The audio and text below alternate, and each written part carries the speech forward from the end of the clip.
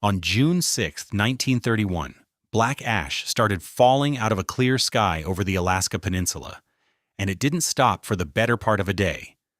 At Chignik, it came down thick enough to measure with a ruler on a windowsill. At Ugashik, farther along the coast, it came down thicker still. Villagers reported pellets mixed into the fall, hard little clots some later called black hail, though nobody has ever produced a fully satisfying account of how ordinary ash clumps into hail-like pellets in open air rather than just drifting down as powder. Reindeer herds went down at Nushagak. Dead swans and geese turned up at Ugashik with their crops packed full of grit. Ash dusted rooftops at Holy Cross, nearly 600 kilometers north of the source, and a lighter fall reached Squaw Harbor on Unga Island, well over 100 kilometers to the southwest. For a region that size, to notice the same event from that many directions at once, whatever produced it had to be genuinely large. What produced it was a bowl in the earth called Aniakchak, a caldera roughly 10 kilometers across on the Alaska Peninsula, working through an eruption that ran in fits and starts over weeks rather than climaxing once and finishing. A Jesuit priest named Bernard Hubbard, who'd flown and hiked more of that coastline than any professional geologist of his era, and had earned the nickname the Glacier Priest for it, went in afterward to see the crater that had done it. What he found and wrote up was a caldera still throwing rock and venting steam. One of the strangest things he'd encountered on a coast that didn't lack for strange things. That eruption is the one every account of Aniakchak can date with confidence, because there were witnesses, and their ash fell where people were standing to measure it. There's a second event at Aniakchak, older and considerably stranger, and it's the one that actually carved the landscape hikers walk into today. At some point after the caldera itself formed, water started pooling inside it, and it kept pooling until Aniakchak held a lake large enough to argue over in cubic kilometers, penned in only by the caldera's own rim. At one low point on that rim, the water found a weakness. Or maybe the weakness found the water first. Either way, the dam gave out. What came through wasn't a stream finding a new course. It was a flood on the scale of the largest known freshwater outburst floods anywhere on the planet. And it cut a gorge 300 meters deep through solid, altered rock in what geologists reading the deposits now believe was a matter of days, not centuries. That gorge is called the Gates, and today the Aniakchak River runs through it quietly, dropping toward the Pacific through a notch that a far larger and far angrier version of itself once tore open in almost no time at all. This is where the mystery turns specific and checkable instead of staying vague and cinematic. Geologists don't argue about the mechanism anymore. Overtopping, rim failure, catastrophic drainage. It's straightforward physics once you accept how much water was involved. What they can't agree on is when it happened. Ash and charcoal recovered from the flood deposits have been dated to windows that different research teams place differently, and the estimates for the breach span more than 1,000 years. Somewhere in a range, researchers put it roughly 2,000 to 3,500 years before the present, depending on which layer a given study anchors its date to and how it corrects for older carbon getting mixed into volcanic soils. That's not a minor disagreement dressed up to sound dramatic. 1,000 years is enough time for entire coastal communities to rise, move, and vanish. Pin the breach to a real date and you pin down exactly what people living nearby, if anyone was living nearby, would actually have witnessed. The U.S. Geological Survey has flagged the dating explicitly as an open problem rather than a closed one, which is a fairly rare admission from an agency that prefers closed cases. Until someone finds a datable layer that ties the flood directly to some other independently dated event, what's on the record is a bracket, not a date, and every few years of new fieldwork narrows that bracket a little, without quite closing it. Nobody currently lives inside Aniakchak, and almost nobody visits it either. The monument built around the caldera ranks among the least visited units in the entire national park system, some years logging fewer visitors than a single afternoon draws at Denali, mostly because there's no road in and no easy way to get there beyond a bush plane willing to land on gravel inside the crater itself, or a long float down the Aniakchak River afterward. The lake that broke through the gates has been estimated at something on the order of 3.5 billion cubic meters of water at its largest, penned behind a rim that, once it failed, let that entire volume out through a gap researchers now measure at roughly the width of a few football fields, laid end to end.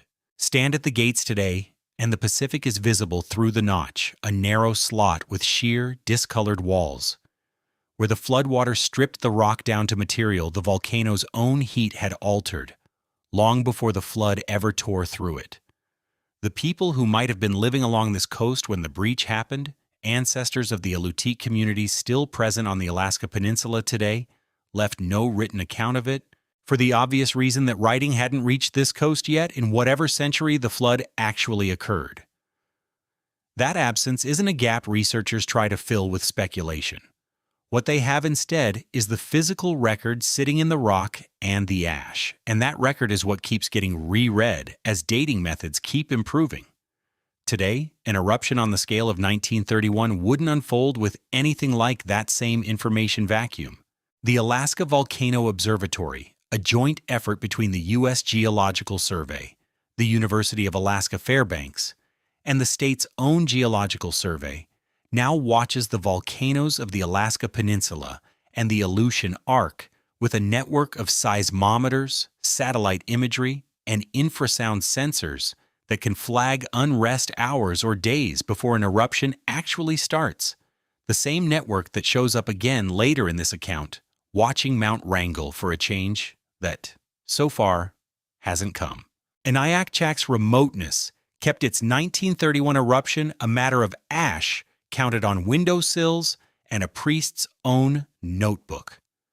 A comparable eruption there today would be a matter of real-time seismic traces on a screen in Anchorage before the first ash ever fell.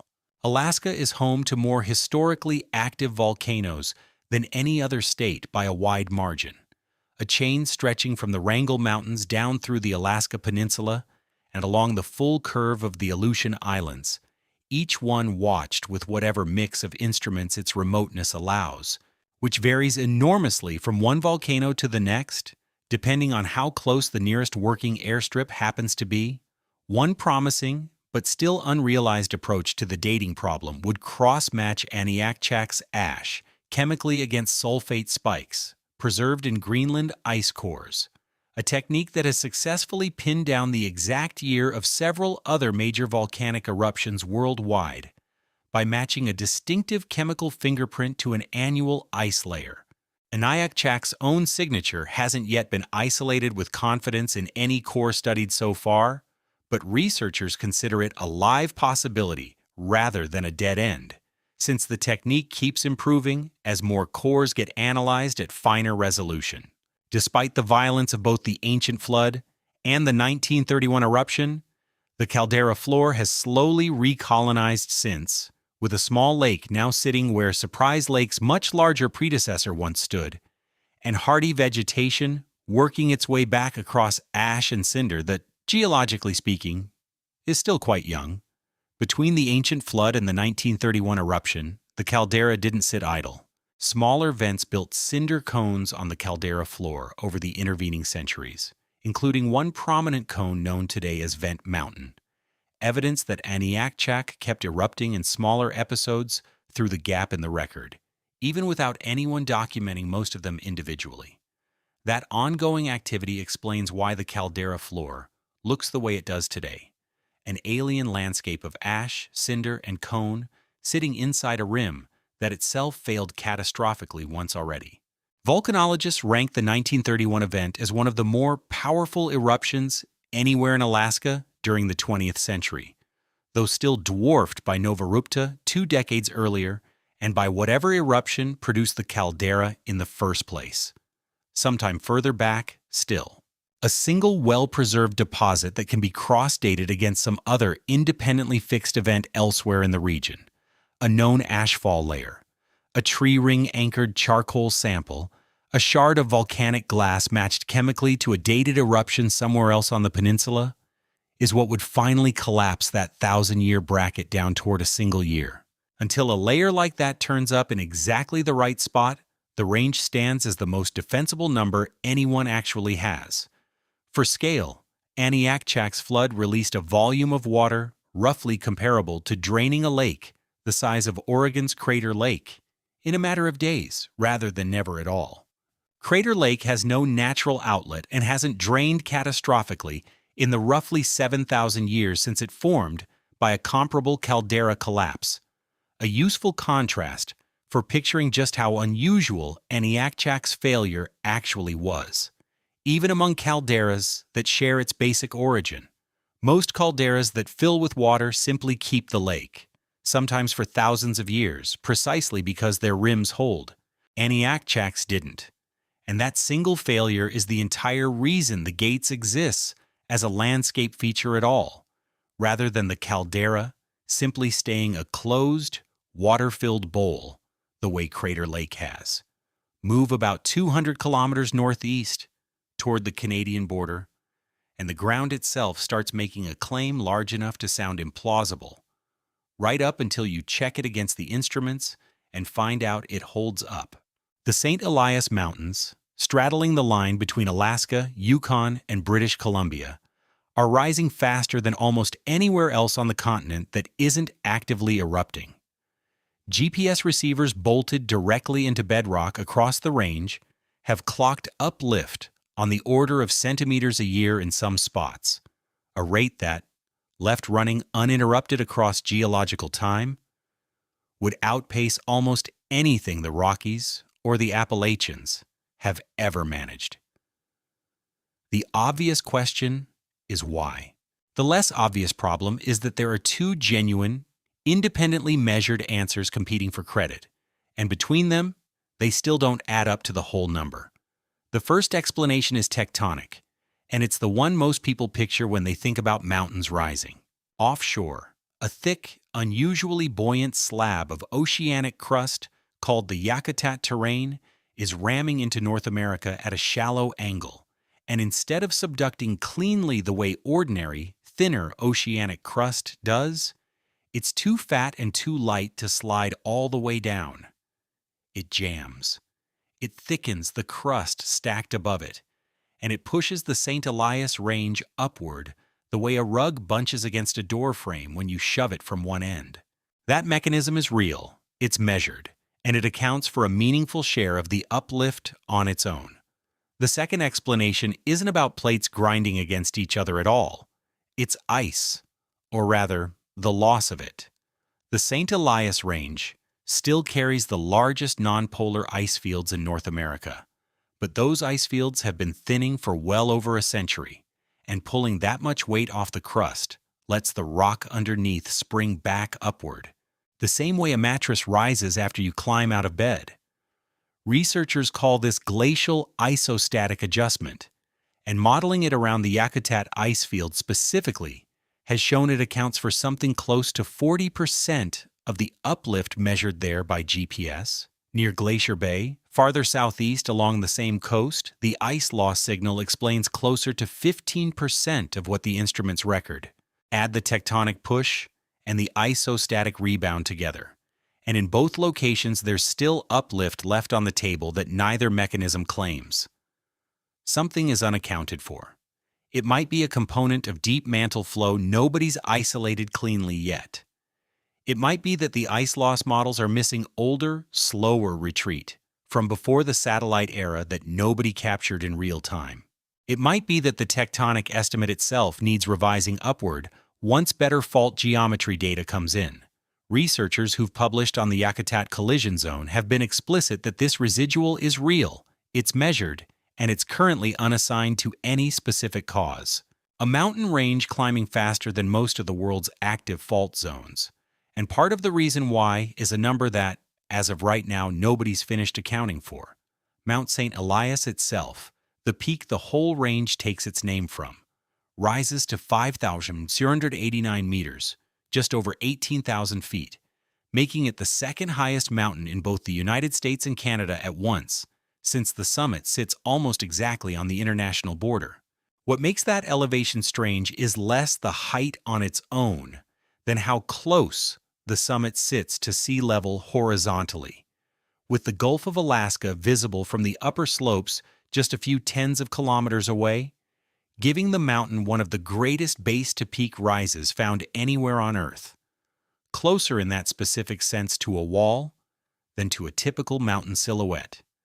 There's a feedback loop tied up in all of this that researchers studying the range take seriously, even where it hasn't been fully quantified yet.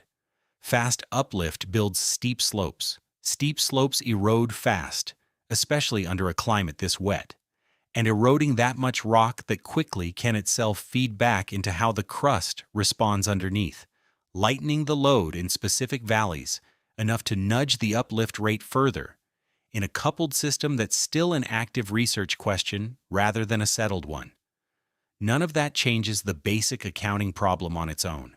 It just means the number left over after tectonics and ice loss are subtracted out might not stay fixed either, and could be shifting even now, as the range keeps eroding under its own record-setting weather. The range's ice fields carry their own separate scientific significance beyond the uplift question alone. The Malaspina Glacier, spilling out from the St. Elias Range onto the coastal plain near Yakutat, is the largest Piedmont glacier on Earth, fanning out into a lobe wider than the state of Rhode Island once it clears the mountains, and its own slow retreat feeds directly into the ice loss signal researchers rely on for the isostatic rebound calculations described above. The GPS stations producing these uplift numbers don't run themselves either. Individual receivers are often bolted onto exposed rock outcrops that require a helicopter simply to reach for maintenance, in Coultimanus or Alperanus, in a range where weather can ground a scheduled service flight for days at a stretch, and building a continuous, high-density record across the entire collision zone has taken research teams working with federal survey agencies the better part of 2 decades rather than 2 or 3 field seasons. Every additional year of clean data narrows the error bars on both the tectonic and the glacial estimates a little further, which explains why the unexplained residual keeps shrinking slowly instead of disappearing all at once. By contrast, uplift in a slow, ancient range, like the Appalachians, runs close to 100 times slower, essentially undetectable from one year to the next without specialized instruments. A large part of why the St. Elias measurements needed purpose-built continuous GPS networks rather than the older, coarser surveying methods that were good enough to map most of the rest of the continent decades ago. A range this active effectively outpaces the tools originally built to measure ordinary mountain building, and much of the instrumentation now in place there was developed or adapted specifically because the older toolkit couldn't keep up. It's worth being clear that Denali the mountain and the Denali Fault share a name but aren't quite the same story. Denali itself, the tallest peak in North America at just over 6,190 meters, sits north of the fault line and owes its own extreme height to a separate, though related, episode of crustal thickening driven by the same general collision zone, pushing the Alaska Range upward over millions of years. Underneath those same mountains runs a fault that's already shown in living memory exactly what it's capable of doing. On November 3, 2002, the Denali Fault ruptured along roughly 340 kilometers of its length, producing a magnitude 7.9 earthquake, the largest strike-slip event anywhere in North America in nearly a century and a half.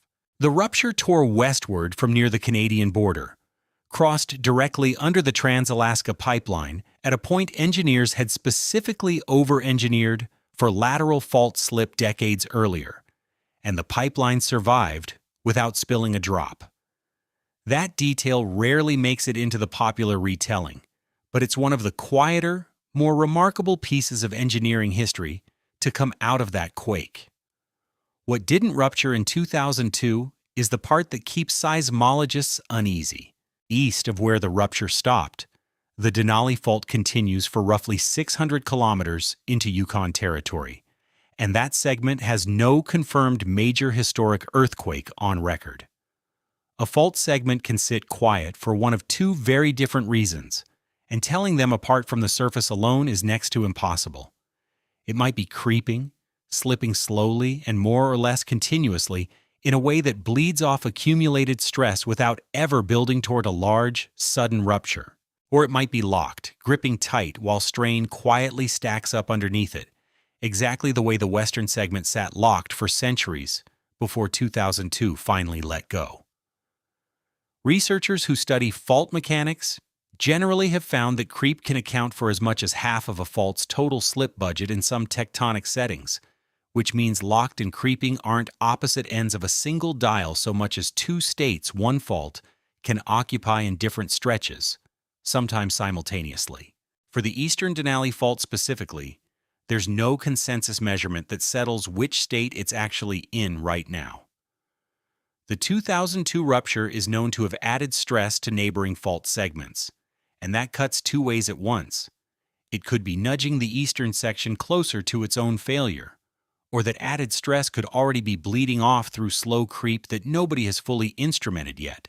Until GPS stations and satellite radar cover that stretch of Yukon backcountry densely enough to catch millimeter-scale motion over years rather than reconstructing it after the fact, the plain fact, awkward as it is to say out loud, is that the Eastern Denali Fault sits at a hazard level nobody has actually measured yet. Not proven quiet. Not proven overdue. Unmeasured, in the specific sense that matters. The stakes here aren't abstract. The Denali Fault runs for more than 2,000 kilometers in total across Alaska, and its path crosses the Parks Highway, the Alaska Railroad, and the Trans-Alaska Pipeline, all within a fairly short stretch near Denali National Park, meaning a single large rupture on any one segment could cut several pieces of the state's core infrastructure within the same event, not just shake buildings nearby. The 2002 earthquake demonstrated that risk directly rather than theoretically, since it hit all three at once and simply happened to rupture the pipeline at the one point engineers had built to flex. At that specific crossing, engineers had run the line above ground rather than buried, resting it on horizontal steel beams fitted with Teflon-coated shoes that let the pipe slide sideways on its supports instead of tearing. When the ground beneath it lurched several meters sideways during the rupture, the pipe moved with it along those supports and stayed intact, a piece of engineering foresight that turned what could have been a major spill into a case study other high-hazard infrastructure projects now study directly. Working out whether the eastern segment is locked or creeping usually comes down to paleoseismology, which in practice means digging a trench directly across the fault trace and reading the layers of soil and peat, much the way geologists at Girdwood read the layers under the ghost forest, looking for offset bands that mark where the ground has lurched sideways during past earthquakes and trying to date each one individually. That kind of trenching has been carried out on parts of the Denali system, but not with even coverage across its full length. And the eastern stretch running into the Yukon backcountry is exactly the section that's hardest to reach and least trenched, which is a large part of why the uncertainty here is as much about access as it is about physics. Part of what slows that denser monitoring network down is unglamorous rather than technical.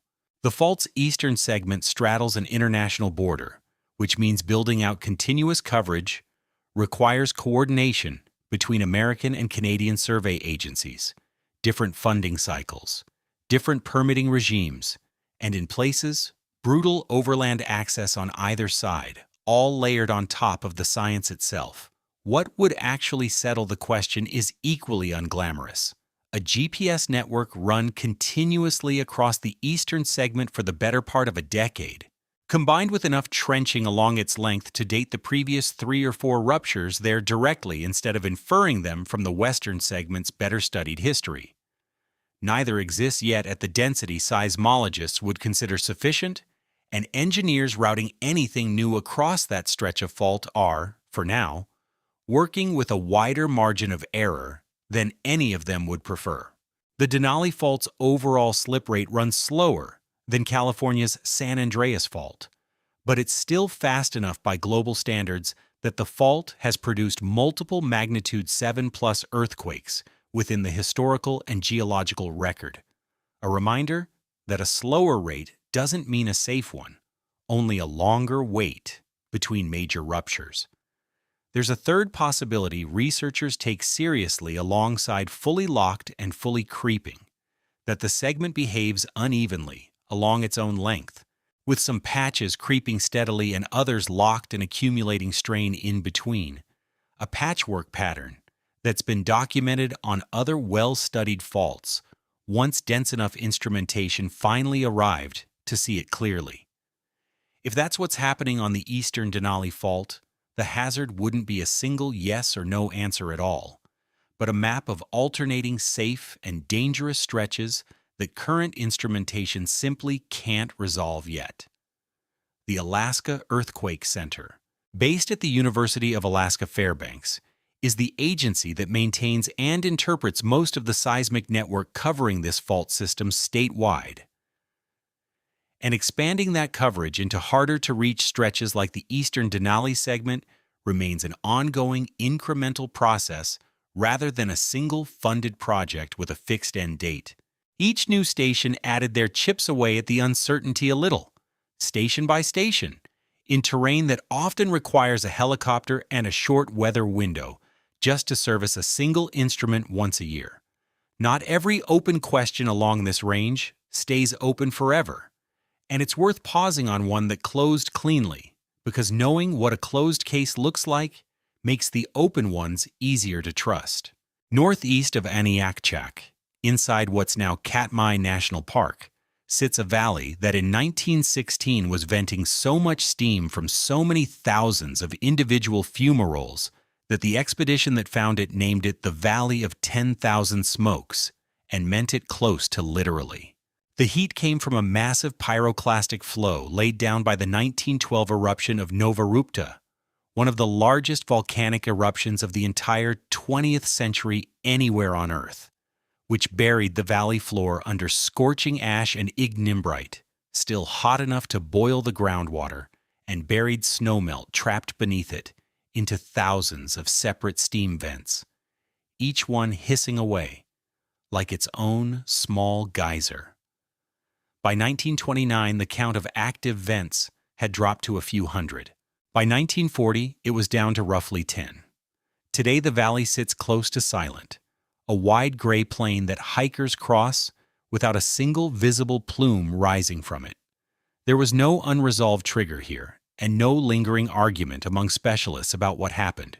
The deposit cooled the way any large mass of hot volcanic rock cools over decades, releasing its trapped heat and moisture on a schedule ordinary physics predicts reasonably well. And the name still on the map now describes a landscape that has almost entirely stopped doing the thing it was named for. It's a useful contrast to sit with before trusting the cases that remain open, because it shows what genuine resolution actually looks like.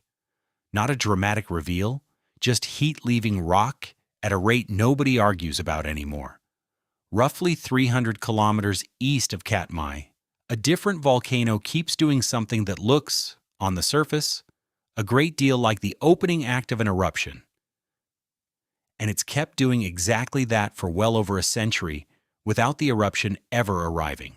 Mount Wrangell sits beneath an ice-filled summit caldera in the Wrangell-St. Elias Range, and its craters vent steam plumes visible from miles away, often enough and dramatically enough that pilots and backcountry hikers have mistaken them for an actual eruption more than once. The Alaska Volcano Observatory records occasional earthquake swarms there along with periodic ground deformation, small cycles of inflation and deflation consistent with fluid or magma shifting somewhere 5 to 10 kilometers down. None of it has crossed the threshold that typically precedes an eruption at a comparable volcano, and Wrangell has sat at the observatory's lowest alert level for years running. Scale is part of why Wrangell draws attention in the first place. It's one of the largest volcanoes by total volume in the United States, a broad, ice-armored shield rising over 4,000 meters that looks from a distance more like a range unto itself than a single peak.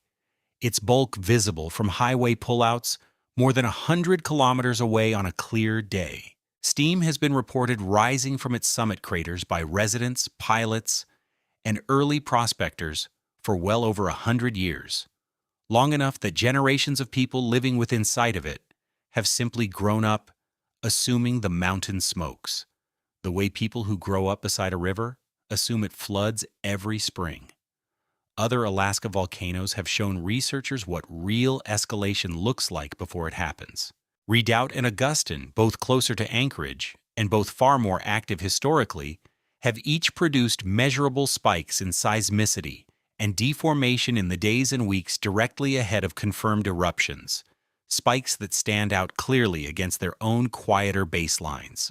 Wrangell's instrument record, by comparison, has never shown anything resembling that kind of buildup, which is exactly the sort of negative evidence that keeps its current alert level justified rather than merely assumed.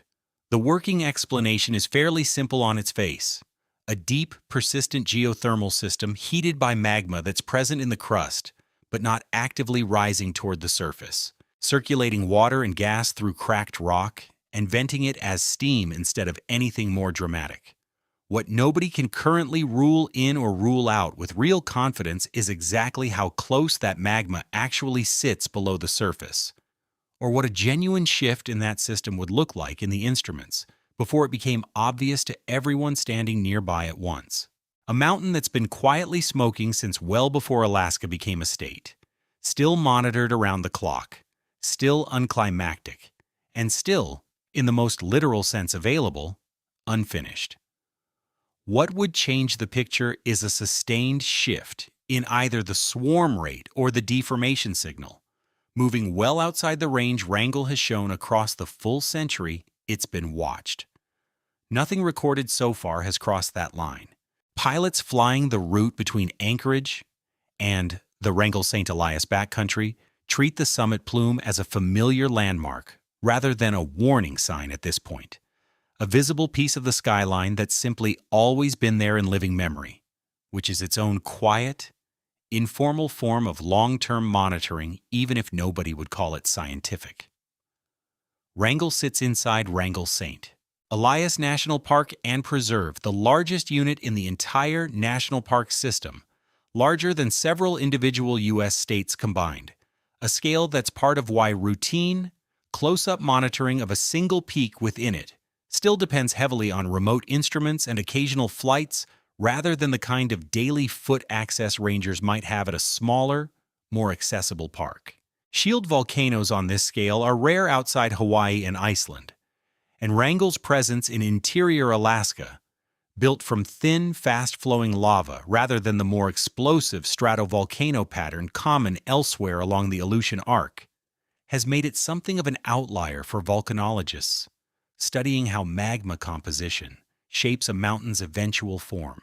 The Wrangell Mountains also drain in part into the Copper River, whose own salmon runs, prized commercially and for subsistence across the region, depend on exactly the kind of stable glacial and volcanic hydrology this account has spent so much time examining elsewhere, a reminder that these systems rarely stay isolated from each other for long. 60 kilometers south of Anchorage, Trimbi Komamatiu, the Datter, Turnagain Arm carries a different kind of leftover evidence, one you can read with nothing more than your own eyes at low tide. Stumps stand out of the mudflats at Girdwood and Portage, gray and stripped bare, all that's left of a spruce forest that was alive and green on the afternoon of March 27, 1964. That day, the Good Friday earthquake, magnitude 9.2, the second largest ever instrumentally recorded anywhere on Earth, dropped the land around Turnagain Arm by 6 to 8 feet in a matter of minutes. Salt water that had never reached those trees before came in on the very next tide and kept coming, and the forest died standing, drowned in brine and then buried under fresh silt as the mudflats reformed themselves around the trunks. That mechanism isn't in dispute anywhere. It's about as thoroughly documented as any single event in Alaska's geological record, right down to the actual tide tables from that week in March. The part that stays open is buried deeper in the same mud. Geologists coring into the Girdwood Flats have found older layers of dead marsh vegetation stacked below the 1964 horizon, each layer marking an earlier subsidence event from an earlier great earthquake on the same subduction zone, stretching back centuries before anyone was writing things down. Counting those buried layers gives a rough sense that this stretch of coast drops suddenly every few hundred years on average. But the actual spacing between events in the record is uneven, not neatly evenly spaced the way an average tends to imply, and pinning exact centuries onto individual peat layers only gets harder the deeper the core goes. The 1964 quake is the fully solved answer for one drowned forest. It's also the clearest possible confirmation that the ground under south-central Alaska has done this same thing repeatedly, on a schedule nobody has fully worked out yet, using evidence that's sitting in that mud right now waiting on someone to core it finely enough to read. Girdwood and Portage are both real inhabited places today, not abandoned ruins. Girdwood rebuilt on higher ground after 1964 and is now better known as a ski town than a disaster site. And a boardwalk near the highway lets visitors walk out over the mudflats and see the stumps up close without getting stuck in the silt, which is soft enough in places to trap a boot or worse. Portage itself never fully came back. What's left of the original town site sits abandoned in the flats, one of the more visible ghost towns in the state, precisely because the ground it stood on is still there, just permanently wetter and lower than it used to be. The same earthquake that dropped Turnagain Arm also triggered underwater landslides and local tsunamis elsewhere along the coast, including at Valdez and the native village of Chenega, where the waves arrived within minutes of the shaking and caused most of the event's fatalities. A grim reminder that the subsidence visible today in a quiet mudflat was, in the moment, only one small part of a much larger and far faster catastrophe playing out simultaneously up and down the coast. Coring through that mud is slow, deliberate work. Researchers pull long cylindrical samples straight down through the layers, and each buried peat horizon shows up as a distinct dark band representing a surface that was once solid ground with plants growing on it, capped abruptly by a layer of gray tidal silt where the land dropped and the sea moved in. Reading the thickness and character of each band and radiocarbon dating the organic material inside it is how researchers reconstruct earthquakes that happened long before anyone was around to record them. And it's exactly the kind of fine, patient measurement that turns a rough average into a real timeline, one core at a time. The same subduction zone responsible for 1964 runs the length of the Alaska Aleutian Arc, and similar drowned forests and buried marsh layers have turned up at other points along that coast, which tells researchers this kind of sudden coastal subsidence isn't a one-time anomaly specific to Turnagain Arm, but a recurring feature of how this particular plate boundary releases stress. Narrowing the recurrence interval further means coring enough sites along that same stretch of coastline to cross-check individual layers against each other, confirming a given band represents the same regional earthquake rather than a purely local landslide or storm surge. We are Storn work that remains only partly finished across the wider inlet even now. A more recent earthquake, Major Ancient Odoli, Lekrit, magnitude 7.1, struck near Anchorage in November 2018 and caused extensive damage to roads and buildings. Yet it produced nothing like the coastal subsidence of 1964 because it ruptured a different, deeper fault structure entirely, rather than the shallow mega-thrust that dropped Turnagain Arm. The contrast is a useful reminder that not every major Alaska earthquake behaves the same way, even when the shaking itself feels comparably severe on the ground. Part of why geologists caution against treating earthquake as a single category of hazard rather than a family of fundamentally different mechanisms. Similar ghost forests, drowned the same way by sudden subduction zone subsidence, exist farther south along the Pacific coast in Washington and Oregon, tied to the Cascadia Fault system rather than Alaska's own. And researchers studying both regions increasingly compare notes across the border. A subduction zone that's produced a magnitude 9 earthquake once is generally assumed capable of doing it again, which is exactly why reading these buried timelines carefully matters well beyond Alaska's own coastline, informing hazard planning for cities as far south as Seattle and Portland that sit on the same general kind of fault. From ground that drops all at once, it's a 6-inch albeimbretsaldens. It's a short conceptual step to ice that lets go all at once.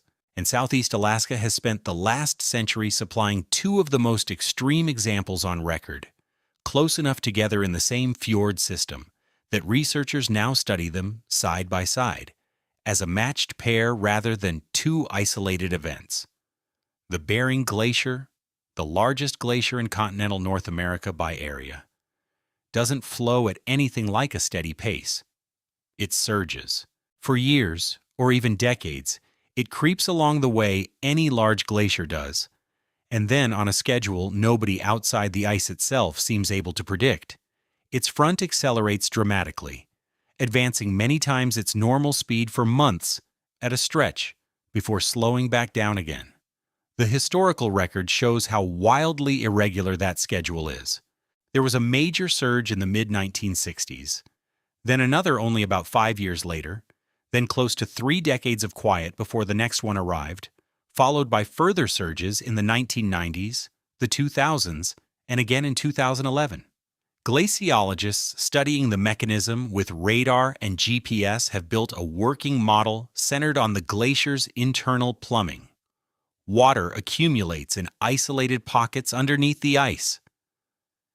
And when pressure in that hidden drainage system crosses some threshold, the whole plumbing network reorganizes at once and the glacier lurches forward on a suddenly lubricated bed.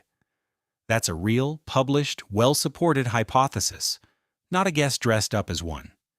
It's also, by the researchers' own published admission, not yet a model that can say in advance when the threshold will actually be crossed. It explains a surge convincingly after the fact far more reliably than it predicts one before the fact. And that gap between explaining and predicting is exactly where this case stays, stubbornly unresolved. At the glacier's terminus sits Vitus Lake, a proglacial lake that grows and shifts as the ice advances and retreats around it, dotted with icebergs calved straight off the glacier face and cut off from easy road access, reachable really only by boat or small plane out of Cordova or Yakutat, both themselves small coastal towns a considerable distance away. That isolation is part of why a glacier this large and this dramatic in its behavior still gets monitored mostly through satellite radar and periodic research flights rather than permanent ground instruments, since keeping equipment running on site through an Alaskan winter, this remote is its own separate logistical problem. The glacier and the wetlands and forests surrounding it fall within the Chugach National Forest, administered by the U.S. Forest Service, which coordinates with university glaciologists on the monitoring flights and satellite tasking that make up most of the observational record. That arrangement, a working forest managed for multiple uses, hosting one of the more scientifically significant glaciers on the continent, is fairly typical of how remote Alaska research gets done in practice, riding alongside an agency's existing logistics rather than funded as a freestanding research station. Surging itself is rare among the world's glaciers. Only a small fraction of glaciers globally are known to surge at all, concentrated in a handful of specific mountain ranges where the right combination of slope, ice thickness, and bedrock conditions lines up. And Alaska holds an outsized share of the known examples. That rarity is part of why Bering Glacier draws so much research attention relative to its remoteness. It's one of the best real-world laboratories anywhere on Earth for a phenomenon that's still, after decades of study, better described after it happens than predicted before it does. A dense enough array of subglacial pressure sensors left running continuously through an entire quiet interval between surges rather than installed only after one begins. is what would finally let researchers test the plumbing threshold model directly instead of reconstructing it after the ice has already lurched forward. Nobody has funded or fielded a network at that scale yet, in no small part because of the same remoteness that makes the glacier so hard to predict to begin with. Satellite radar interferometry, a technique researchers call INSAR that can detect ground and ice movement down to fractions of an inch from orbit, has let scientists track the glacier's surges in far more spatial detail than field crews on the ice ever could manage on their own, mapping exactly how a surge front propagates down glacier over months rather than only reconstructing it afterward from occasional site visits. That technique is part of why the current plumbing-based model exists in the detail it does, even with its predictive limits still unresolved. A competing line of explanation, less favored currently but not abandoned, ties surge onset to basal thermal conditions rather than purely hydraulic plumbing. Patches of the glacier's bed cross from frozen to thawed as geothermal and frictional heat accumulate unevenly beneath the ice, suddenly unlocking basal sliding in that patch the way plumbing failure unlocks it in the water storage model.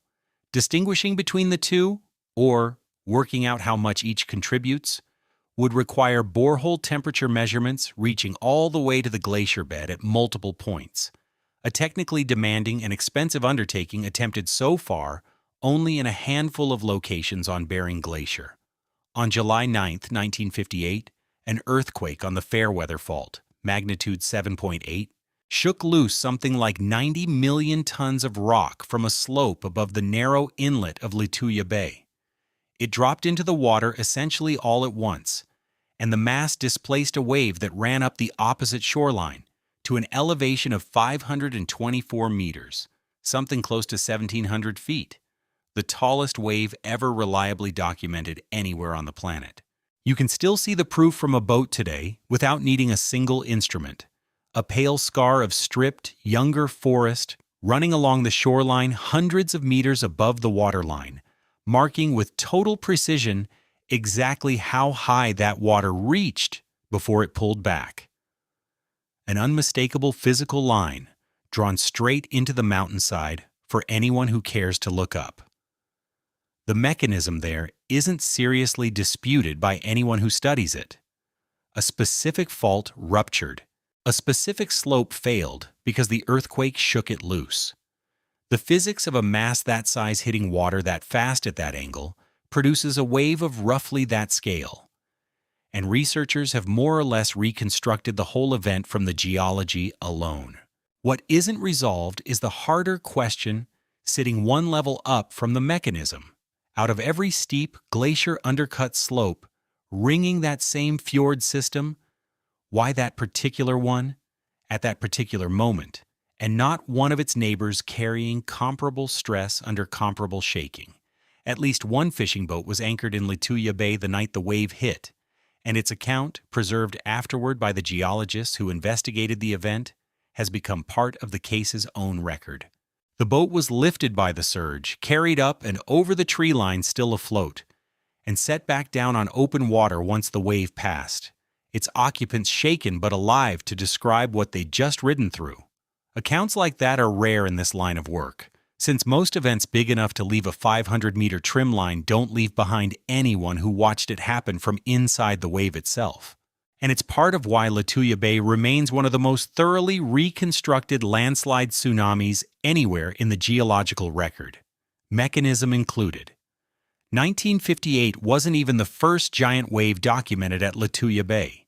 Geologists studying tree damage and trim lines around the inlet have identified evidence of several other major waves in the century beforehand, each tied to its own rockfall or landslide event, which makes Lituya Bay less a single freak occurrence than a location that, given its steep glacial walls and its position directly on an active fault, appears to generate this kind of event on a recurring basis measured in decades rather than centuries.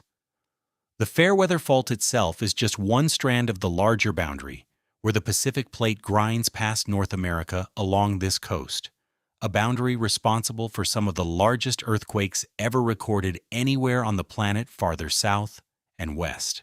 That same fault runs close enough to Yakutat, Haines, and other Southeast Alaska communities that its 1958 rupture remains a live reference point for regional earthquake planning today. Not simply a historical curiosity tied to one dramatic wave in an otherwise uninhabited bay. Lituya Bay's shape, a long, narrow inlet flanked by steep, glacially carved walls, is part of why a rockfall there translates so efficiently into wave height, since the same volume of falling rock spread across a wider, shallower bay would have produced a far smaller and far less lethal wave. The U.S. Geological Survey's original field investigation of the 1958 wave, conducted within weeks of the event, is still the baseline study nearly every later analysis of Lituya Bay builds on. A reminder that some of the most durable science on this whole list started with geologists getting into a boat while the scar on the hillside was still raw and the trees were still down. 57 years later and one fjord over, the same coastline answered a smaller version of that exact question and, in doing so, reopened the larger one. On October 17, 2015, a slope above the retreating Tyndall Glacier in Tann Fjord, an arm of Icy Bay, let go of roughly 180 million tons of rock, the largest landslide recorded anywhere in North America in decades. The tsunami it generated reached a maximum run-up of 193 meters, second in the historical record only to Lituya Bay itself. Researchers who studied the deposit afterward found something Lituya Bay never offered them back in 1958: precursor deformation, meaning the slope had been visibly creeping and cracking for years, quite possibly decades, before it finally let go, a warning sign that was actually there to be read, in hindsight, by anyone watching closely enough. Glacial retreat had pulled the supporting ice away from the base of that slope and let deep water reach farther up underneath it than it ever had before. Removing a buttress, the rock had leaned on for a very long time without anyone thinking of it as load-bearing. Here's the part that keeps this pair filed as an open case instead of two separately closed ones. In the years since Tann Fjord, researchers monitoring the broader St. Elias and Glacier Bay region have logged several more landslides of comparable or nearly comparable scale in fairly rapid succession, in a mountain range that's uplifting fast, glaciating and deglaciating fast, and steepening its own slopes faster than ordinary erosion can round them back off. Precursor deformation is now something scientists actively know to look for, which is real, hard-won progress. What nobody currently has is a reliable way to rank which of the dozens of steep, ice-undercut slopes across that fjord system sits closest to its own failure point, or how much warning the next one will actually give before it goes. The measurement exists as an idea. The monitoring coverage needed to catch it in time, spread across a coastline that remote and that vast, doesn't exist yet in practice. And that limit is worth stating plainly, instead of dressing it up as something stranger than it is. Icy Bay itself is uninhabited, reachable only by boat or small plane, and that isolation is the reason the 2015 slide went unwitnessed in real time despite its size. First recorded by a seismic station that picked up the shaking and only pieced together visually afterward from satellite imagery. Researchers going back into the data later found the seismic signal had been there to see all along, an odd, sustained rumble distinct from an earthquake's sharper signature, sitting quietly in the record for anyone who knew to look for it. Reconstructing the slope's slow, decades-long creep before failure relied on comparing older aerial photographs against newer high-resolution elevation surveys, a kind of after-the-fact detective work that's now shaping how researchers watch the rest of that coastline for the same warning signs in real time instead of after the fact. Because nobody lives in Icy Bay, the 2015 slide caused no direct casualties, which researchers studying it have been candid about calling a matter of geography rather than good fortune in any planned sense. A slide of comparable size, in a fjord with a village, a lodge, or an anchored fishing fleet at the wrong moment would be an entirely different kind of case study. And that gap between an uninhabited near miss and a populated worst case is part of why researchers are working to extend precursor monitoring toward fjords that do have people living or working near the water. Researchers cataloging Alaska's landslide-generated tsunamis have also noted that a disproportionate share of the largest ones on record, Lituya Bay included, cluster in the decades since glaciers in this part of the state began retreating in earnest, a correlation serious enough that several research groups now treat deglaciation itself as a hazard multiplier worth tracking on its own, separate from the earthquakes that trigger many of the individual failures. The scale of the 2015 event helped push the USGS and partner researchers to treat Alaska's glacially oversteepened fjords as a distinct hazard category deserving its own dedicated monitoring effort. Rather than folding them into general landslide or tsunami hazard work covering the whole coast indiscriminately, a shift in how the hazard gets categorized that's itself a direct, practical outcome of a single, well-studied slide. 400 kilometers north, past the Brooks Range, the coastal plain has been producing its own kind of sudden, violent release, and this one is barely a decade old as a documented phenomenon anywhere on Earth. In 2014, researchers surveying Arctic Siberia identified a new kind of crater, one that had blown its own frozen cap off from below rather than being carved into the ground from above, flinging chunks of permafrost and ice hundreds of feet from the rim in a single burst. Alaska has since turned up its own examples along its warming coastal plain and beneath some of its shallower lakes. The mechanism, once mysterious enough to draw international headlines on its own, is now reasonably well modeled. Methane, generated as thawing permafrost, lets long-frozen organic material finally decompose, migrates upward, and gets trapped beneath a still frozen cap, building pressure in roughly the same way magma builds pressure beneath a volcanic dome, until the cap fails and the gas erupts, sometimes violently enough that researchers have found physical evidence, the escaping methane ignited on its way out of the ground. University of Alaska Fairbanks researchers working alongside colleagues who first documented the Siberian craters helped establish that basic picture and carry it northward into Alaska's own permafrost. What the mechanism still doesn't do is tell anyone where the next crater will actually form. Permafrost across Arctic Alaska is thawing unevenly, faster in some drainages than others, depending on soil composition, snow cover, and underlying ice content that in most places has never been directly measured, only estimated from what shows on the surface. A blowout crater announces itself only at the exact moment it happens.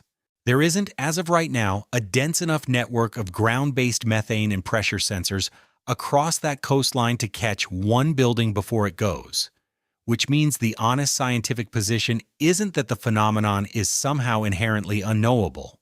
It's that the measurement network simply hasn't been built yet at the scale that landscape would actually require. A blowout crater, once it's happened, tends to leave behind a near-perfect circular pit, walls of exposed frozen soil, and a scatter field of ejected permafrost chunks and ice blocks that can land hundreds of feet from the rim, sometimes leaving a scorched or discolored ring where researchers suspect the escaping gas briefly ignited on its way out. Alaska's North Slope, where thousands of square kilometers of permafrost sit within a few degrees of thawing outright, is considered by researchers broadly favorable terrain for the same process that produced the Siberian craters, even though confirmed Alaska examples so far remain far fewer in number than the ones already documented across the Yamal and Gaidin peninsulas on the Russian side of the Arctic. On the North Slope specifically, subsistence hunters and travelers crossing the tundra by snow machine are often the first to notice a new seep or a freshly blown crater, long before any research team arrives. An informal, on-the-ground monitoring network that scientists studying the phenomenon have come to rely on as an early alert system nobody formally designed or funded. UAF maintains one of the country's few dedicated permafrost research programs, and its researchers have spent years building maps of ground ice content and thaw vulnerability across the North Slope, specifically to identify where a blowout is more or less likely, even without being able to say precisely when. That mapping effort is slow, incremental work, closer to soil science than to the dramatic footage of an actual crater. But it's the foundation any real predictive capability would eventually have to be built on. Some of the more accessible Alaska examples have shown up not as raw craters on open tundra, but beneath shallow lakes, where bubbling methane seeps have been observed and, in a few documented cases, deliberately ignited by researchers to demonstrate the gas is real and flammable, rather than simply escaping vapor. Monitoring those lake seeps over multiple years is one of the more promising ways researchers hope to eventually catch a pressure buildup in progress rather than only ever finding the aftermath, though the sensor networks needed to do that consistently across the whole coastal plain remain a fraction of what the landscape would require. Beyond the drama of any single blowout, researchers see the phenomenon as one visible symptom of a much larger, slower process. Permafrost across the Arctic holds an enormous reserve of carbon that stayed locked in frozen ground for thousands of years, and how much of it escapes as methane rather than the less potent carbon dioxide, and how quickly is one of the more consequential open variables in global climate projections. And that stake is exactly why a phenomenon first noticed as a strange, localized curiosity in Siberia now gets serious attention from climate researchers well beyond the Arctic itself. From ground that vents gas, the story moves upward into a different medium entirely, one Alaska sits closer to than almost anywhere else inhabited on the planet: the open space between the upper atmosphere and the sun itself. Running the length of the state, the Trans-Alaska Pipeline carries the same current every other long, buried steel structure this far north carries, and that current bears no relation at all to what's actually flowing inside the pipe. Charged particles streaming off the sun distort Earth's magnetic field, and at high latitude that distortion swings hard and fast enough to induce real electrical current in anything long, conductive, and grounded, a phenomenon engineers call a geomagnetically induced current. It's the same physical process that paints the aurora across the sky each time it happens, the visible signature of exactly the particle stream doing the inducing underground. Engineers monitoring the pipeline have documented corrosion, progressing faster than standard models predict for buried steel this far north, and geomagnetically induced current is the leading, well-supported explanation, since buried pipelines are already known to suffer accelerated corrosion under exactly this kind of current elsewhere in the world. What's still unresolved here is granular rather than fundamental. Nobody disputes the basic mechanism. What isn't settled is which specific stretches of several hundred miles of buried pipe are absorbing the most current at any given moment, because that depends on local ground conductivity that hasn't been mapped in anywhere near the continuous detail engineers would need to target inspections precisely instead of running them on a broad, generic schedule. The pipeline itself runs about 800 miles from Prudhoe Bay on the Arctic coast to the ice-free port of Valdez, built through the 1970s and completed in 1977, engineered from the start to survive earthquakes, permafrost, and extreme cold. Though not originally designed around a slow, decades-long corrosion mechanism nobody had fully characterized, yet at the time it went into the ground, retrofitting inspection schedules around a threat that varies this much by location, rather than treating the whole line as uniformly at risk, is exactly the kind of targeted fix better ground conductivity mapping could eventually make possible. Engineers already run internal inspection tools, known in the industry as smart pigs, through the pipeline periodically to check wall thickness and flag corrosion from the inside, and comparing successive runs over the decades has been part of how the accelerated corrosion pattern got noticed in the first place. What those runs can't yet do on their own is cleanly separate ordinary soil corrosion from the specific contribution of geomagnetically induced current at a given point along the route. Since both processes leave broadly similar marks on the steel. Exactly the kind of fine attribution better ground conductivity data would help resolve. The pipeline isn't the only piece of Alaska infrastructure exposed to this same current either.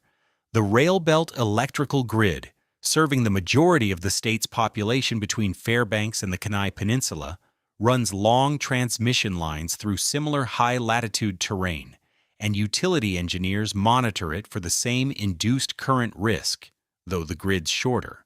More branch structure behaves differently under a geomagnetic storm than a single long pipeline does. Its own separate modeling problem researchers are still refining. None of this makes the pipeline unsafe to operate today. It means the margin of safety engineers build into their inspection schedule is wider, and therefore more expensive than it would need to be if the current's true distribution along the route were actually known rather than estimated. Rural Alaska communities that depend on a single long transmission line or a lone diesel-fed microgrid have even less redundancy to fall back on than the interconnected rail belt does, which is part of why state emergency planners treat space weather as a standing item on the same hazard list as earthquakes and volcanic ash, rather than as a remote or theoretical concern confined to research papers. Federal regulators, including the North American Electric Reliability Corporation, have pushed utilities nationwide, Alaska's included, to model their own vulnerability to a severe geomagnetic storm as a standard part of long-term grid planning, treating the risk as a known unknown worth budgeting for, rather than an exotic scenario reserved for disaster fiction. That same particle stream, on its most extreme days, has done things no piece of modern infrastructure has ever actually had to survive. In 1859, an event now called the Carrington Event pushed the aurora as far south as the Caribbean and induced currents strong enough to shock telegraph operators and set some telegraph paper on fire, decades before an electrical grid even existed for that kind of storm to threaten in any serious way. Space weather researchers broadly agree that a storm on that scale will happen again, eventually. What they don't agree on is how often, and recurrence estimates for Carrington-class events vary by a fairly wide margin depending on which historical and ice core proxy record a given study leans on most heavily. For a state built on long, conductive infrastructure sitting almost directly under the auroral oval, that's a live, present-tense risk, not an abstract actuarial question sitting in a journal somewhere. And the uncertainty itself, not any single predicted date, is the real headline here. Modern examples give a sense of scale without needing to reach all the way back to 1859. A geomagnetic storm in March 1989 induced currents strong enough to collapse the entire Hydro-Quebec power grid within about 90 seconds, leaving millions of people without electricity in the middle of a Canadian winter, and it registered as only a moderately strong storm by the standards space weather researchers now use to rank the biggest events on record. A Carrington-scale storm would dwarf it, and Alaska's high-latitude infrastructure, the pipeline included, sits closer to the auroral zone than almost anywhere else on the continent that's actually built up. In July 2012, a coronal mass ejection roughly comparable in scale to the Carrington event left the Sun and crossed Earth's own orbital position entirely, missing the planet only because Earth happened to be about a week further along its orbit at the time. NASA researchers who studied the event afterward called the near miss a useful, sobering reminder that a storm of that scale isn't a purely historical curiosity confined to 1859. It's a live possibility, and space weather monitoring today exists specifically to catch the next one as early as physically possible. Forecasters rely on satellites stationed roughly 1 million miles sunward of Earth to to catch a coronal mass ejection in transit and estimate its arrival, typically giving anywhere from under an hour to about a day of warning, depending on the storm's speed. Enough time to reroute sensitive operations, but nowhere near enough to harden physical infrastructure that wasn't already built to withstand the surge. The sun's own activity runs on a roughly 11-year cycle, with coronal mass ejections becoming more frequent and more powerful as that cycle approaches its peak, often called solar maximum, which means the year-to-year risk of a major geomagnetic storm isn't constant, even before accounting for how rare a truly Carrington-scale event is within any given cycle. There's a strange doubling built into all of this.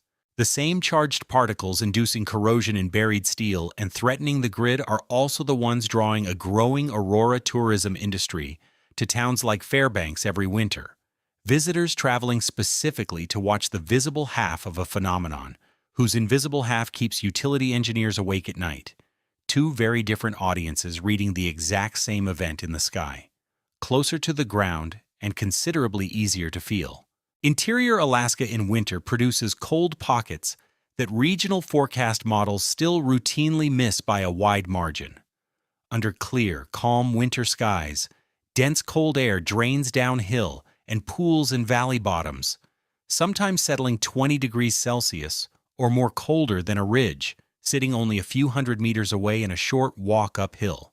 Fairbanks sits in exactly this kind of basin, and its record lows reflect it plainly. The broad mechanism, a temperature inversion trapping cold air low, while comparatively warmer air sits above it, is textbook meteorology, and nobody disputes it in any serious way. What forecast models built at typical regional resolution still consistently struggle with is the fine-grained version of the problem, predicting exactly how cold a specific valley floor will get on a specific night, because that outcome depends on very local terrain shape, snow cover, and drainage patterns finer than most operational weather models currently resolve. It's less a mystery in the dramatic sense than a measurement and modeling gap that meteorologists are entirely open about discussing, and closing it is mostly a matter of computing power and station density rather than any missing physics. Prospect Creek, a small camp built along the pipeline route north of the Arctic Circle, recorded a temperature of 80 degrees below 0 Fahrenheit in January 1971, the coldest reliably recorded temperature ever measured in the United States. And it sits in exactly the kind of low, sheltered basin where cold air pools and refuses to mix with anything warmer, sitting just above it. That single record is a useful anchor for how extreme these pockets can get in the right terrain. And it's exactly the kind of hyper-local outcome that broad regional forecasts, built at a coarser resolution than any one small valley, still struggle to call in advance. For communities sitting inside these basins, the practical consequence isn't abstract. Vehicles, aircraft, and heating systems are all rated and maintained differently depending on how cold a given location actually gets in a hard winter. And a forecast that undershoots a valley floor's real minimum by even 10 degrees can be the difference between a system that starts in the morning and one that doesn't. Which is exactly why interior communities lean as heavily as they do on their own accumulated local memory, alongside whatever the regional forecast says. Improving the underlying forecast problem has become partly a matter of simply adding more automated weather stations into valley bottoms that currently have none, cheap enough individually that university and state programs have been steadily filling in gaps across interior Alaska over the past couple of decades. Even though covering every meaningfully distinct basin across a region this large and this empty remains, realistically, a multi-decade project rather than a finished one. Prospect Creek's record still sits well above the coldest temperatures ever measured on Earth, all recorded in Antarctica, and even above the routine winter lows of Siberia's Oymyakon, often cited as the coldest permanently inhabited settlement on the planet. A useful reminder that Alaska's cold pockets are extreme by North American standards, without being the global extreme some retellings of the state's weather like to imply. Farther out over open water, the Bering Sea generates a class of intense, fast-forming storms called polar lows, sometimes nicknamed Arctic hurricanes, for the tight, spiraling structure they can develop within hours. They form and intensify over open water, far from the dense observation networks that watch storms at lower latitudes, and satellite coverage capable of catching their formation in useful detail has only really existed for a few decades. A thin record for a phenomenon meteorologists would like to characterize with real statistical confidence. Researchers have identified some of the ingredients that favor polar low formation, a sharp contrast between cold air and relatively warm open water being one of the clearer ones, but a reliable model for predicting exactly when and where the next one will spin up remains elusive even now. This case is worth being precise about, because it's easy to overstate. It's not that polar lows are somehow inherently unknowable. It's that the systematic satellite-era record needed to build a statistically confident predictive model is still short by the standards atmospheric science normally demands. And mariners and pilots working the region plan around that acknowledged gap, rather than around any confident forecast that doesn't yet exist. On satellite imagery, a polar low often shows up as a tight, comma-shaped swirl of cloud that can look, at a glance, like a miniature hurricane dropped into the wrong latitude. And it can go from barely visible to ship-threatening within a matter of hours, rather than the day or two mariners typically get to prepare for a larger system. For the fishing fleets that work the Bering Sea, some of the most productive and most hazardous commercial fishing grounds on Earth, that short fuse is the practical version of the forecasting gap researchers describe in papers, and it's a meaningful piece of why that fleet has recorded one of the higher occupational fatality rates of any industry in the country. Meteorologists only began systematically cataloging polar lows as a distinct phenomenon in the 1960s and 1970s, decades after ordinary mid-latitude storms had already been studied in detail, largely because the Arctic and subarctic simply lacked the ship and aircraft observations available farther south. Even now, a polar low can form, intensify, and dissipate entirely within a single satellite pass, part of why the working catalog of well-documented cases stays small enough that individual storms are still cited by name and date in the research literature, the way individual hurricanes are farther south. Meteorologists working specifically on Alaska and Bering Sea forecasting have pushed toward finer resolution regional models built to catch the kind of rapid, small-scale intensification a broader global model tends to smooth over entirely, and those regional models have measurably improved warning lead times over the past couple of decades. They still fall short of the day or two advance warning routine for larger, better-studied storm systems, which is the specific gap that remains rather than a claim that forecasting here has failed to improve at all. Fishing vessels working the Bering Sea now carry satellite weather feeds far more detailed than what was available even a decade ago, narrowing the gap between when a polar low becomes visible on a screen and when a captain can actually act on that information, even without solving the deeper problem of predicting one before it has already begun to form. The Bering Sea's reputation as some of the most hazardous water in the commercial fishing world, familiar to a wider audience through television coverage of the region's crab fleet, isn't built on the polar lows alone. Ordinary extratropical storms out of the North Pacific reach comparable intensity more often and with more warning. But it's the polar low's speed and unpredictability specifically that fishing captains describe as the harder of the two to plan around.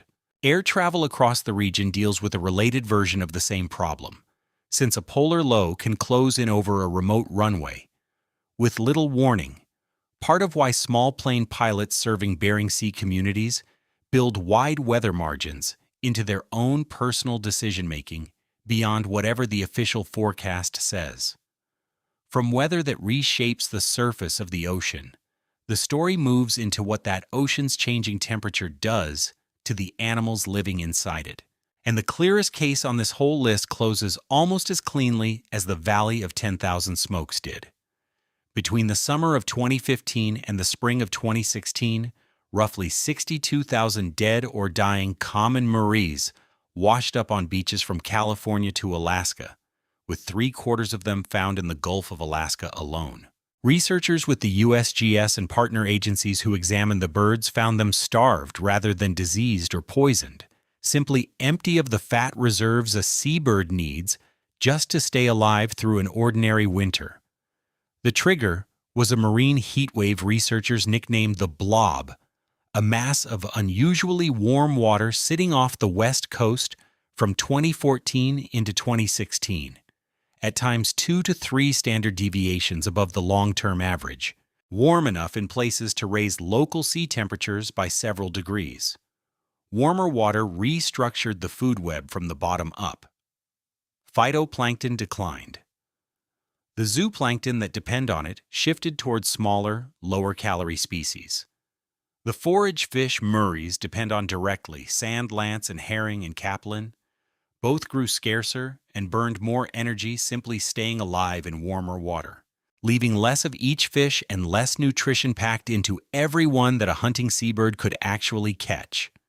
Total mortality across the event is estimated to have approached 1 million birds, and colonies that lost breeding adults recorded complete reproductive failure the following year, and the year after that as well. Where this case earns its place among the cleanly explained ones is the lack of any live scientific dispute over the underlying mechanism. Nobody studying it is arguing for a second cause. The open question that remains is recovery, since colonies affected in 2015 and 2016 haven't rebounded the way seabird populations normally do after a die-off event of this kind, and researchers are still working out whether that reflects a food web that's been permanently rearranged or just a slower recovery curve than anyone originally expected going in. Common Murrays weren't the only seabirds affected, just the most numerous among the dead that washed ashore, where researchers could actually count them. Tufted puffins and other seabird species, tied to the same collapsing forage fish supply, saw their own die-offs and breeding failures during the same stretch of years, concentrated in colonies scattered across the Gulf of Alaska and the eastern Bering Sea. And the pattern repeating across species is part of what made researchers confident the underlying cause was food web-wide, rather than specific to any single bird. Much of what's known about the scale of the die-off comes from volunteer and agency beach survey programs that walk fixed stretches of shoreline on a set schedule year after year, counting and identifying every carcass that washes up.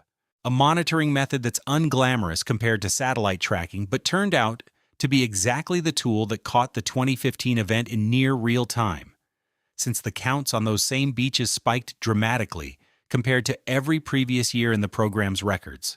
Marine heat waves of the blob's general scale have also become measurably more frequent in the North Pacific and worldwide as background ocean temperatures rise, part of why researchers who studied the 2015 progrès de 2015 die-off have been explicit that they don't consider it a one-time event so much as a preview of a kind of disruption the region should expect to see recur, on a timeline that depends heavily on how quickly the broader ocean keeps warming. Communities along the Alaska coast that traditionally harvest Murray eggs during nesting season felt the population crash directly in a smaller, more immediate version of the same disruption Yukon River communities would feel from the salmon collapse a few years later, underscoring how directly these ocean-driven wildlife crashes reach into human subsistence calendars rather than staying confined to seabird colonies nobody depends on. Alaska's Sea Life Center in Seward, one of the state's few facilities equipped to treat and study distressed marine wildlife, took in and examined some of the surviving weakened birds during the die-off, work that fed directly into the starvation diagnosis researchers eventually settled on, since a live, examined bird tells researchers things a beach carcass alone can't. 900 kilometers north on the Yukon River, a slower and considerably messier version of the same underlying story has been unfolding, and here the competing explanations genuinely competed before one of them actually won out on the evidence. Chinook salmon returns to the Yukon collapsed sharply enough in recent years that subsistence and commercial fishing on the river was curtailed, a hardship measured directly in the freezers of communities that depend on that run for a meaningful share of their winter food. Researchers with NOAA's Alaska Fisheries Science Center and UAF set out to test 4 candidate explanations against the actual data rather than assume one going in: poor survival among juvenile salmon heading out to sea, elevated deaths among older fish already living in the ocean, targeted harvest, and bycatch inside unrelated commercial fisheries. Harvest and bycatch, the 2 explanations that pin the blame most directly on human fishing, didn't hold up as major drivers once the numbers were actually run. Poor juvenile recruitment mattered, roughly in line with what fisheries scientists had expected going into the study. But the sharpest single trigger the research identified was a marine heat wave in the Bering Sea, closely related in cause to the same one that starved the Murrays farther south, and it coincided with a dramatic spike in deaths among older juvenile and adult Chinook that should otherwise have been returning home to spawn that year. Chum and coho salmon in the same river system have shown milder versions of the same decline, which researchers treat as further evidence the underlying driver is an ocean-wide condition affecting multiple species together, rather than something specific to Chinook biology alone. That's a real, tested, published answer for what triggered the crash. What remains open is why the recovery hasn't followed the heat wave's own retreat. Ocean temperatures in the region have eased back towards something closer to normal, but the prey-based salmon depend on in the Bering Sea hasn't rebounded along with them, and mortality in the later life stages of the run is still running higher than it did before 2014. The trigger is identified, and it's well supported. The reason the system hasn't reset itself in the years since is, right now, an open research question rather than a settled one. And it's the kind of question that only years of continued monitoring will actually answer. For communities along the Yukon, Chinook salmon aren't a recreational catch or a market commodity first. They're a subsistence food source that's shaped diet, travel, and the yearly calendar for generations, which is why the closures that followed the collapse landed as more than an economic disruption. Alaska fisheries managers took the unusual step of halting nearly all Chinook harvest on the river in the years following the crash, subsistence fishing included, a decision that acknowledged directly how little margin was left in the run rather than waiting for the population to recover on its own first. Researchers have also been tracking genetic and run timing data on the Yukon Chinook that survive, looking for signs the population itself is shifting under the pressure. Smaller average body size, earlier or later return timing, a narrower range of ages represented in each year's run. Changes that wouldn't show up in a simple head count, but that could affect how resilient the population is to the next heat wave, whenever it arrives. That work is ongoing, and it's a reminder that a collapse this size can reshape a population in ways beyond raw numbers, ways that take years of continued sampling to even detect clearly. Managing what's left of the run has increasingly become a joint effort between state and federal fisheries agencies and the tribal governments and organizations along the river, whose own traditional knowledge of the Yukon's fish and its yearly patterns stretches back far further than any agency's formal data set, a collaboration that's shaped how closures and any future harvest allowances get decided as much as the biological modeling does. Further downstream, the same warming ocean conditions tied to the Yukon collapse have been watched closely for similar effects on the Kuskokwim River's Chinook Run, a neighboring system with its own subsistence-dependent communities, part of why researchers increasingly treat these as regional problems rather than as trouble confined to one river. The Yukon's Chinook collapse hasn't been mirrored everywhere in the state either, which is itself informative. Bristol Bay's Sockeye Run, the same system tied to Lake Iliamna described later in this account, has stayed remarkably strong through the same years the Yukon's Chinook cratered, a contrast researchers point to as evidence that what's happening on the Yukon is tied to conditions affecting this particular species and this particular migration corridor, rather than some single uniform collapse sweeping every Alaska salmon run at once. Inland, in the Brooks Range, a much slower kind of biological anomaly is playing out over centuries rather than seasons, and it's a useful case for what a real prediction limit looks like without any drama attached to it at all. As the climate warms, forest ecologists have generally expected spruce tree line to advance northward and upward into what's currently open tundra, and in places, it has. But researchers modeling that advance across the Brooks Range have found their models perform reasonably well in the central and western sections of the range, and considerably worse in the eastern section, missing both the pace and the pattern of change there. Some individual valleys have seen young spruce establishing in spots the models never predicted, while similar-looking terrain nearby has stayed completely treeless for no reason the models can currently explain. Long-term studies out of Columbia's Lamont Doherty Earth Observatory and the U.S. Forest Service have found that trees right at tree line don't respond uniformly to warming either, with some growing measurably faster in warmer years and others, counterintuitively, growing slower, which undercuts the simple assumption that warming alone should push tree line north on any predictable schedule. The honest summary here isn't that the Brooks Range tree line is mysterious in any deep sense.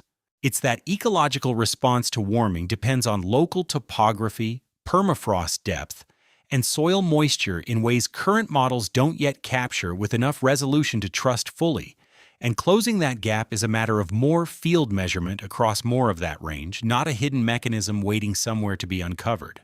White spruce, the species doing most of the advancing where it advances at all, is unusually sensitive to the exact depth and temperature of the permafrost sitting beneath it. Since roots that hit frozen ground too shallow struggle to anchor a tree large enough to survive the wind at that latitude. That single variable, permafrost depth, changes from one hillside to the next, depending on drainage, snow cover, and soil type in ways far finer than the resolution most climate models operate at, which goes a long way toward explaining why a model can get the regional warming trend right and still miss which specific valley the trees actually move into next. Wildfire adds another layer researchers are still working to fold into the models. A burned patch of tundra or boreal forest can actually deepen the active layer of thawed ground for years afterward, sometimes making a site more hospitable to young spruce than it was before the fire, and sometimes not, depending on how the burn affected local drainage, and predicting which outcome a given fire will produce in a given valley remains, like so much else in this range, more a matter of local soil and slope than of the regional temperature trend alone. The treeline ecotone itself carries stakes well beyond any line drawn on a vegetation map.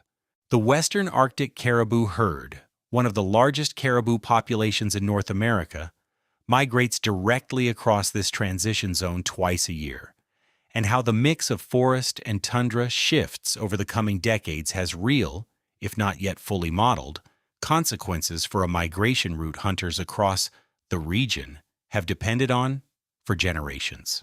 Much of what researchers know about how this tree line behaved before satellite and aerial records began comes from dendrochronology, counting and cross-dating the growth rings of the oldest living spruce found right at the current tree line, which lets them reconstruct centuries of past advances and retreats directly from wood that's still standing there today. No excavation required.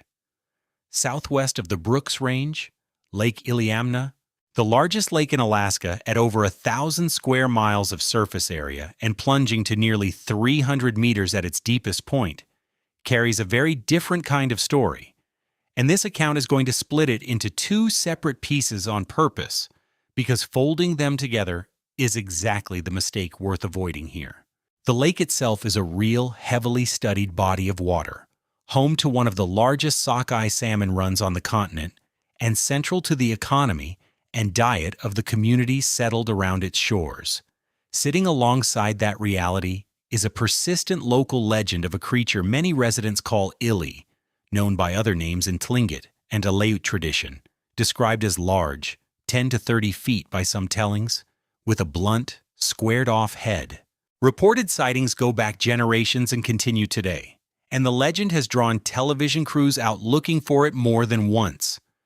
No physical evidence, no verified photograph, no recovered remains, and no scientific survey of the lake has ever turned up anything supporting the creature's existence as a biological reality.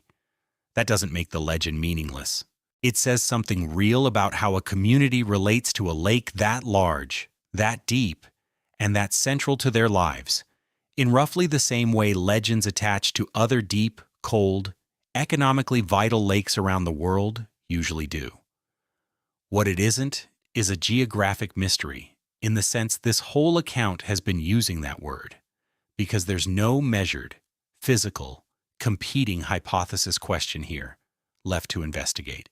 The lake's real unresolved science lives elsewhere entirely, in the more mundane and considerably more consequential question of how warming water and shifting prey will affect that sockeye run over the coming decades.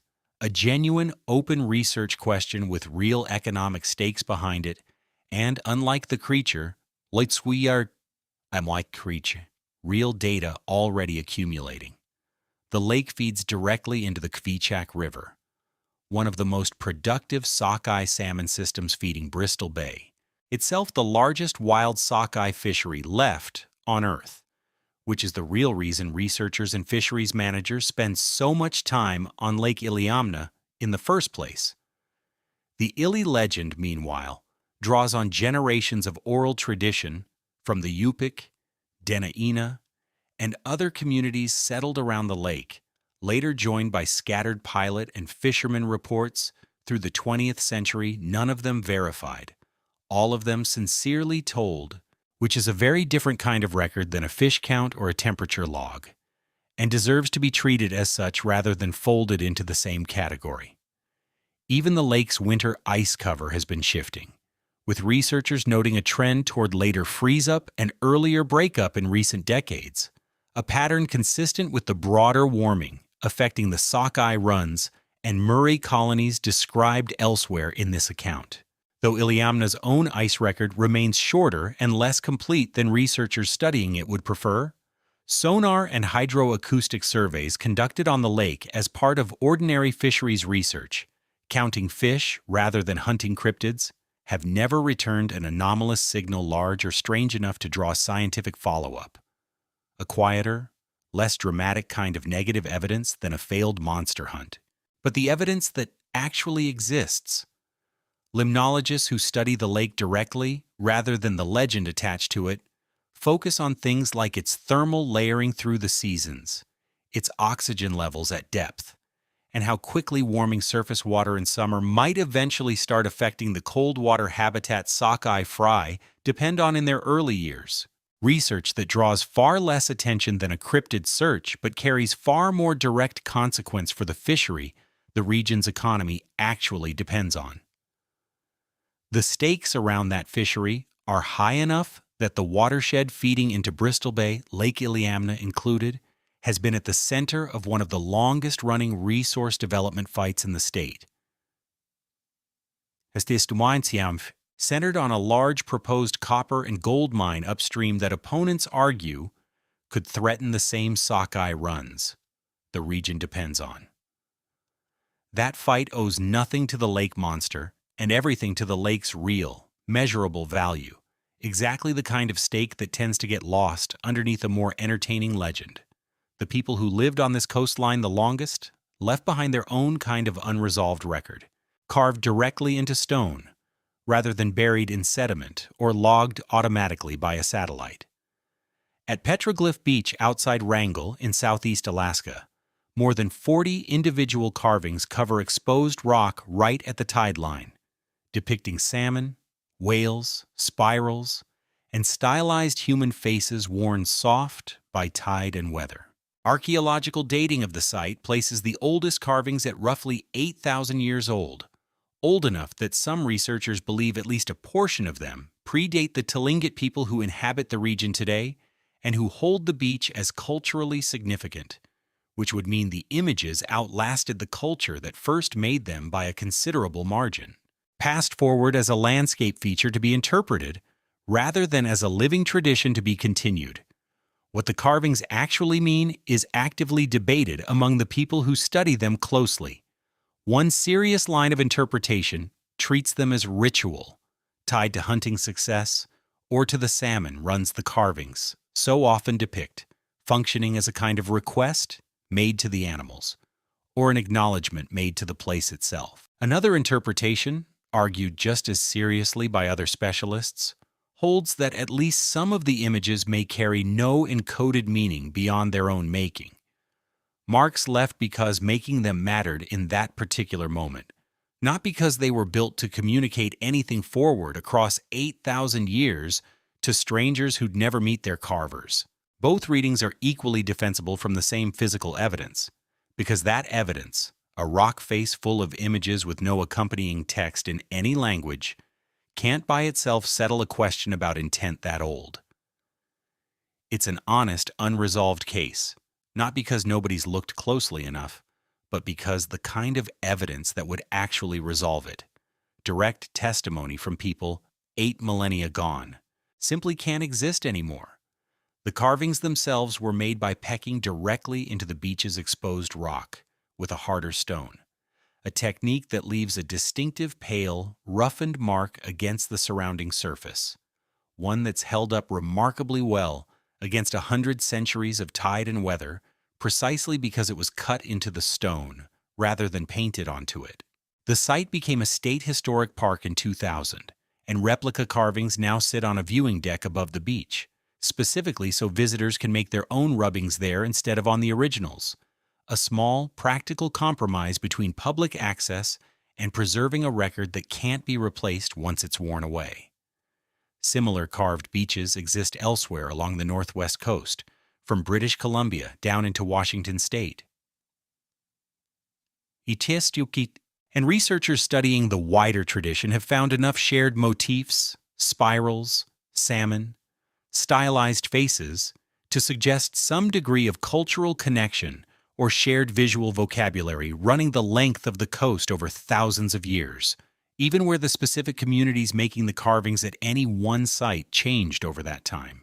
Wrangell's concentration is unusually dense within that broader pattern, part of why it draws researchers working on the regional tradition as a whole, rather than only specialists focused on this one beach.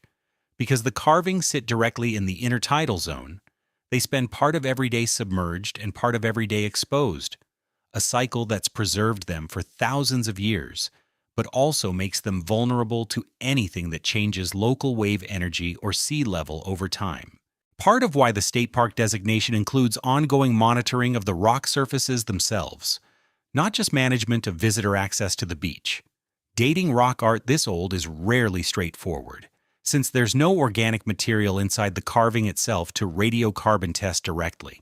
Researchers instead lean on associated evidence nearby: shell midden layers, buried tools, and the beach's own geological history of uplift and exposure, to bracket roughly when a given panel could have been made, which is exactly why the 8,000-year figure carries a real margin of uncertainty rather than standing as a precise, published date.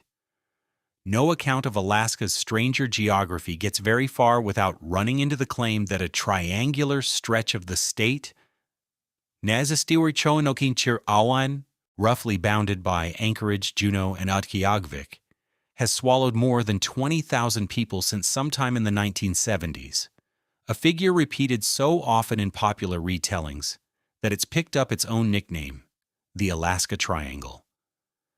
It deserves careful handling, because it sits right at the exact boundary this whole account has been trying to hold throughout. Real, elevated numbers on one side, invented explanations stacked on top of them on the other. The missing persons rate in Alaska is measurably higher than the national average, and that part checks out cleanly against state and federal reporting. Where the popular version goes wrong is in comparing itself to the Bermuda Triangle, whose own supposedly elevated disappearance rate was directly analyzed decades ago by an Australian researcher and found to be statistically unremarkable once measured against ordinary global maritime and aviation traffic patterns. Alaska's numbers don't actually need that kind of debunking, because nobody studying them seriously has ever proposed a supernatural mechanism to begin with. More than half of the entire United States federally designated wilderness sits inside this one state, a huge fraction of it accessible only by small aircraft or boat, in weather that can close in with almost no warning and terrain that swallows a downed plane or a missing hiker without leaving much of a trace, sometimes permanently. Search and rescue coordinators working the region point to exactly that combination: remoteness, weather, and terrain spread across an enormous, thinly populated area as explanation enough on its own without needing to reach for anything beyond it. That's the honest shape of this particular case. The numbers are real. The setting fully explains them on its own terms. And the leap from an elevated statistic to some unexplained force isn't supported by anyone actually doing the counting on the ground. Aviation accounts for a disproportionate share of the disappearances inside this region, and that's a statistic with a mundane, well-documented explanation of its own. Alaska has more pilots and more small aircraft per capita than any other state by a wide margin, because for huge stretches of the interior, a plane is the only practical way in or out. One of the most widely remembered disappearances tied to this stretch of the state happened in October 1972, when a small plane carrying a sitting member of Congress vanished over the Gulf of Alaska during a campaign flight and was never found despite one of the largest search efforts in the state's history, a case that had nothing supernatural attached to it in any serious investigation and everything to do with weather, terrain, and the blunt, simple math of how much of Alaska a search plane has to cover to find wreckage in country this size. Maritime disappearances follow a similar logic. Alaska's coastline is longer than the rest of the United States combined, much of it patrolled thinly if at all, and small commercial and subsistence boats work waters that can turn lethal with very little warning, particularly around the passes and inlets where tidal currents run fast and unpredictably. None of that requires anything beyond ordinary maritime risk, multiplied by extraordinary distance and extraordinarily thin coverage. Exactly the combination search and rescue officials point to whenever the supernatural framing comes up in interviews. General aviation nationwide already carries a meaningfully higher accident rate than commercial airline travel, and Alaska's reliance on small aircraft for basic transportation, rather than recreation, means that baseline risk gets multiplied by sheer volume of flights in a way few other states experience. Part of what makes the underlying statistics hard to interpret cleanly is reporting itself. Missing person cases in rural and remote parts of the state are tracked by a patchwork of local, state, tribal, and federal agencies that don't always share a single database in real time. And researchers who've tried to analyze the numbers rigorously have noted that inconsistent reporting alone can inflate or distort a regional total without any actual change in the underlying rate of people going missing. Alaska's search and rescue operations cover more square miles per available resource than almost anywhere else in the country, coordinated across state troopers, the Alaska Air National Guard, and local volunteer groups spread thin across a state larger than Texas, California, and Montana combined. That's a resourcing problem before it's anything resembling a mystery, however the underlying numbers get retold online. Framing that combination as a triangle with a name gives it a shape and a boundary a map doesn't actually support. Since the disappearances plotted against a map of the state scatter roughly in proportion to where people actually fly, boat, and hike, rather than clustering inside any one geometric region more than population and activity alone would predict. The last case in this account sits closer to living memory than any other, and it's a useful place to close, because it shows what an unresolved question looks like when it stops being unresolved only partway through, without ever fully resolving in the end. From 1918 until the mid-1960s, the Knik Glacier advanced far enough most winters to press its own ice, in places up to 400 feet thick directly against the base of a nearby mountain, sealing off a side valley and damming a body of water known as Lake George. Through spring and early summer, the lake filled steadily behind that ice wall. Then almost every year, usually sometime in July or August, the dam gave way, and the lake emptied in a sudden glacial outburst flood, an event Icelandic geologists gave the name Jökullaup to, and that's since become the standard term for the phenomenon worldwide. At its peak, the discharge ran to roughly 150 million gallons a minute, undercutting the ice front so violently that sections of the glacier faced the size of a city block, some 15 stories high, calved directly into the floodwater as the lake drained, a process that usually played out over a period of 12 to 15 days each summer. The floodwater reached the Matanuska Valley below and regularly damaged the young community of Matanuska, along with the riverside homesteads around it, closely enough and often enough that residents came to plan their summers around it.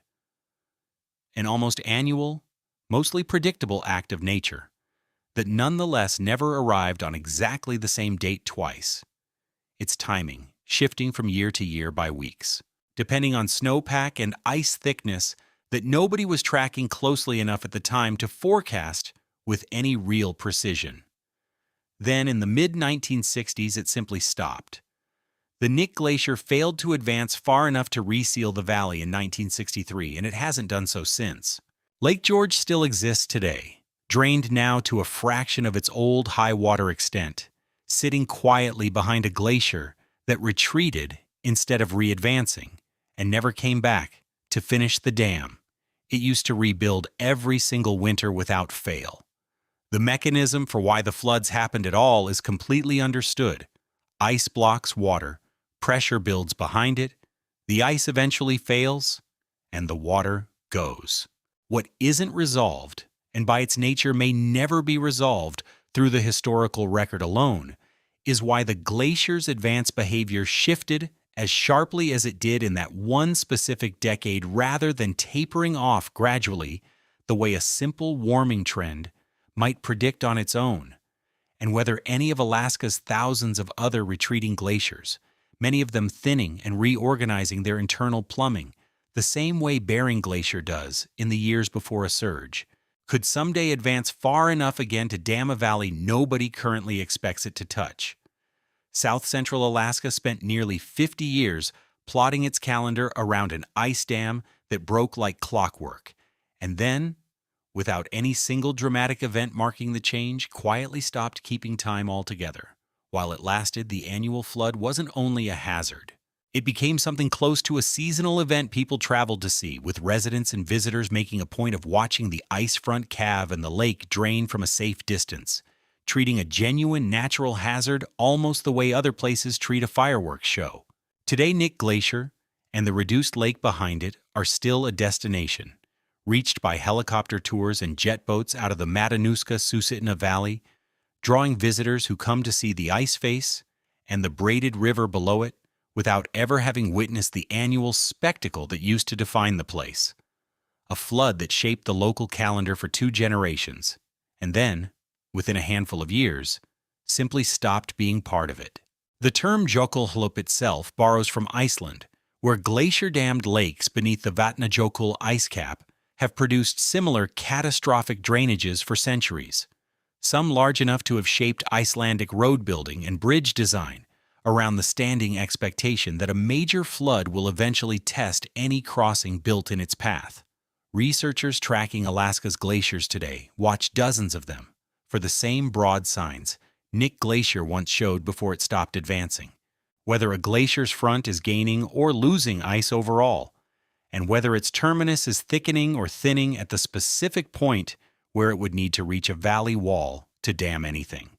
Most of the state's glaciers are retreating on net, which on its own would argue against any of them forming a new ice dam soon, but a handful in steeper, more dynamic settings continue to surge or advance locally even as the broader trend runs the other way.